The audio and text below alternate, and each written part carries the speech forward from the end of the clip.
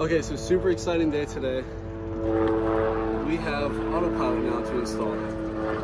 This is the Raymarine EV100, and it is a wheel drive autopilot, so it's going to stick right onto our helm there. So we've got the control unit. This is the compass, so this is where the control unit will get all of its inputs. So this will be where you do all of the settings for the autopilot, for your course and everything of that nature. More directions, which I think we're definitely going to need. More wiring. And finally, the wheel assembly. Alright, so the first thing we're going to do is remove my wheel.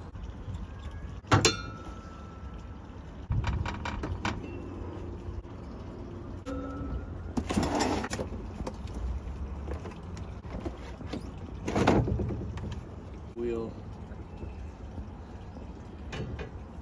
basically like that. All right, so we got this laid out, so we're going to drill new holes here, here, here, here, and then here to connect this to the wheel. All right, so we have those holes pre-drilled. Now we're going to put the drive cover back on. There's an arrow here, and there's an arrow here, so we have to line those up and snap this back into place. Just like that. Here we go. Alright, so now we're going to put the rubber spoke grommets on. And this portion here faces inward.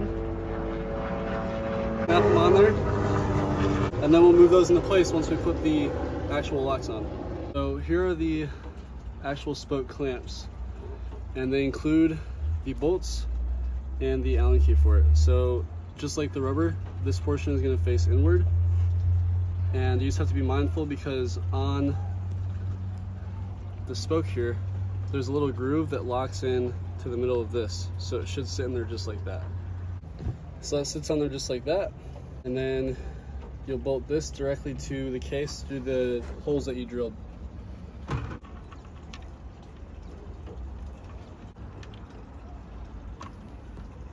You're gonna repeat the process for these other two right here.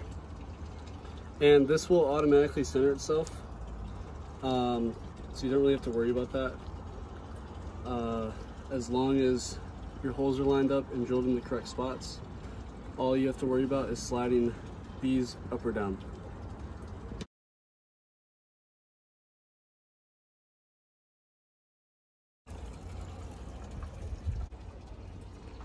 Alright, so we got all of the spoke nuts lined up. Just getting everything tightened down, and then we'll see what the next step is. So the next step, we just set the wheel on there temporarily, but the next step is this little collar that actually locks the wheel into place. So this sits right here on your column and plugs into that little hole back there. So we're gonna have to trim this a little bit in order to fully tighten the wheel on. So what we did to figure out how much we need to cut off of this is we put it in place. As you can see, it's sitting in there like it's supposed to. And we measured this gap right here. So we need to cut this much off of that. And then the wheel will sit flush, and that will be right where it needs to be, inside of here. So we cut it, and we're gonna see if it lines up right. Yep. So there's just a little bit of play back and forth, which is perfect, because all you want, you just don't want this rod to hit your outer housing here or scrape along the inside of it. All right, so now what we're doing is getting ready to drill into the pedestal. So we have the bracket lined up right where it needs to be, and we're just simply going to draw an outline where it needs to sit on both sides. We got those lined up. So I tried to remove that, but it won't come off. So I looked up under here, and there is room to work through the bottom, so we're gonna do that. All right, so we're gonna drill the holes for mounting.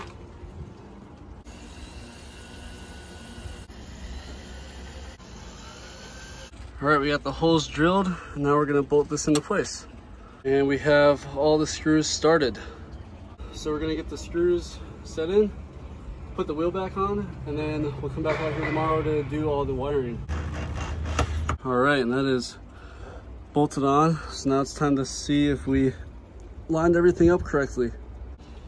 All right, so we have the wheel on and everything is lined up perfect, right where it should be. So we're gonna leave it at that because we're out of daylight, and we'll come back out tomorrow and do the wiring, which I'm excited to do because the old autopilot system is right here, and I already looked at the case sizes. So if I pop that out and put this one in, it'll fit perfect right there. And then we just have to run the wiring through and hook up power, test everything out. So just for a quick demonstration,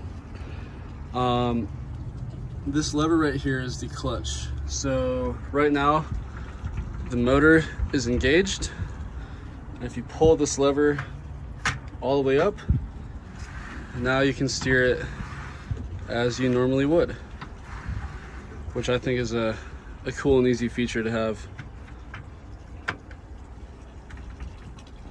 All right, so the next part of the process is hooking up the motor cable to the control head. So there's the old one. I'm trying to figure out the best way to route the cable down through and in without. So after checking the lengths of the wire, I'm gonna switch from starboard side to port, because that'll be right above my battery bank and I can mount it all right to this wall. So we're gonna pop one of these out, and this is not hooked up, nor can it be hooked up currently. So I'm gonna pop this one out and replace it with the autopilot system. All right, so we've got this loose, just like that. Now I just have to disconnect the wiring. And doing this is very simple. These just pop right up, and there you go, you have it unplugged. All right, so we verified that it fits. Now this is the back pad, so you have a nice good seal. So we're gonna stick it onto the back of this, pull off this protective wrap, and then we'll stick it right on there. All right, and there we go. See the seal in the back? All set. I did forget there are 4 small screws, so we're gonna go ahead and pop these. All you have to do is remove the bezel and the bezel and the keypad, which you just snap off with your fingers, and then you can line up all the holes and screw them in from out here, and then put that cover back on.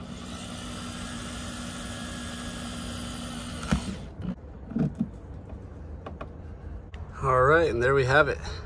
Now we're gonna route the power cable from the rear of the motor to the back of the controller. Okay, so what I've done is open up my throttle housing, and my plan is to drill a very small hole in between where the housing covers meet, and I'll just run the power cable down through this tube, which will pop up right under here. So we're just gonna drill one small hole in the plastic and run that cable between my throttle cables, which do not move. The throttle cables move on the inside, so these are stationary. So that should work. All right, so we've got that hole drilled, fits perfectly. Now we're gonna run this down the column.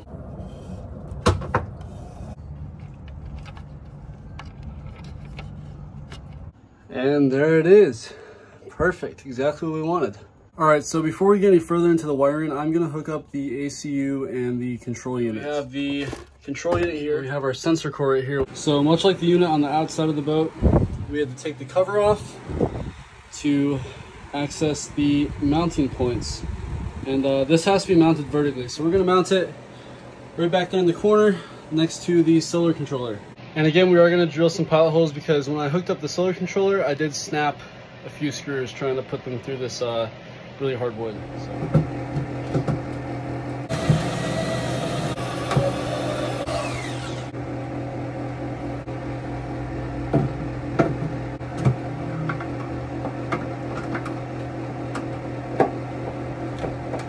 And there we go. Now we have all of our connectors accessible, and we can get the wire in here pretty shortly. We just have to hook up one more thing. All right, now we're gonna mount the EV1, which is this right here. And I'm hoping I can mount it right up there. So we'll see what happens. So this arrow needs to be pointed along the center line of the vessel towards the bow, we're gonna try to mount it oriented this way, but if we can't, I can use this other mounting hardware and have it like that. So the way this is mounted, this is gonna sit here. We're gonna have the arrow pointing in line like that, and this cover will go right on top. All right, holes are drilled so we can mount it up. So now that that's mounted, we can go ahead and install the rest. So remember, this arrow needs to be pointing to the bow. So in my case, that is this direction.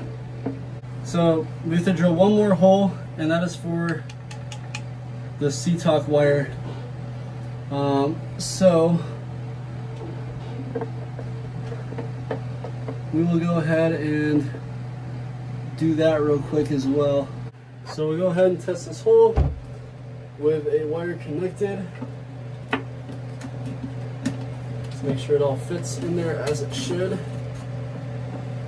And in the right orientation, which is just like that. Perfect. So we've got this one here. We've got this one, which runs to the motor. We've got a bunch of extra wires over here with all the C-Talk connectors. So I'm gonna go through the manual and see where everything needs to go. All right, so I've got everything wired together. Now bear with me, this is pretty confusing, but makes a lot of sense at the same time. Okay, so first off, the first wire into this is from here. The second wire into the backbone here runs right into the controller and wires in right there. The third wire is a power wire, which I have hooked up to my solar. So this you can hook up to your batteries or your solar or whatever you want. This wire is also part of the backbone. So this wire plugs into this adapter here, and this one runs into your actual control that goes outside. So hopefully that all makes sense to you guys. It's very plug and play. It's not bad. So that being said, let's give it a test. We've got the green light there. We've got the green light there. We've got power here. So I'm gonna flip auto and set us to a random course, and we'll see if it works. Just like that. If you wanna go the other way,